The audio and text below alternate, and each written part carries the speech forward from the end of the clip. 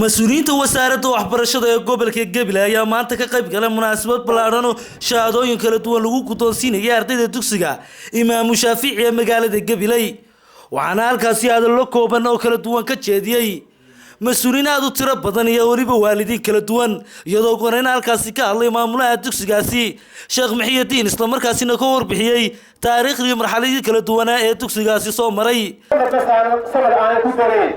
سمر كيه هذا عندهم ترى كشيء ما أنت ترى سمر كيه ويتبرع الحمد لله إلى ما أنت إسكاله ترتبط بشرة سؤال لا مكاترة هذا أما كل كل جميل ده مركب دراسة الإمام الشافعي واحد كم تاعي إسكولة وعد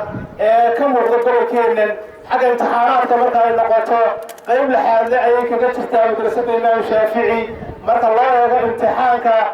الإيمانك واحد شهادة sidoo kale waxa halkaas hadallo kooban ka jeeday Sheekh Maxamed Muumin Xasan Yuusuf Warmahaye macallimiin aad u tiro badan iyo mas'uuliyiinta wasaaradda waxbarashada oo dhamaantoodba soo dhaweeyay iyo xildhibaano ka tirsan golaha deegaanka oo dhamaantoodba soo dhaweeyay dugsigani maanta laga soo gabagabeeyay magaalada Gabiley mayor ku-xigeenka magaalada Gabiley Cabdi Yuusuf Koole ayaa isna halkaas hadallo kooban ka jeediyay waxaana hadalladiisii kamid ahaa oo baydu qaranka u kala dhawaan waalidkiina ay u kala anfici lafiinana ay u kala anfici tahriirta laga dhawaajiyo waxaan leeyahay adduunku ganacsigu soo maray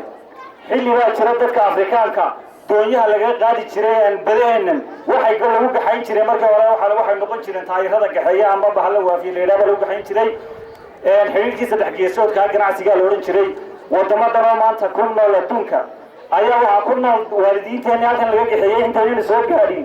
ama intii guruntii gumaystayaashii wadankan dhulkeena iyadoo gabagabadii halkaasi shahaadooyin kala duwan loo guddoonsiiyay ardaydii ka qalin jabisay dugsigaasi waa Nimcaan Deeg Ibrahim TV-ga qaranka Gabiley.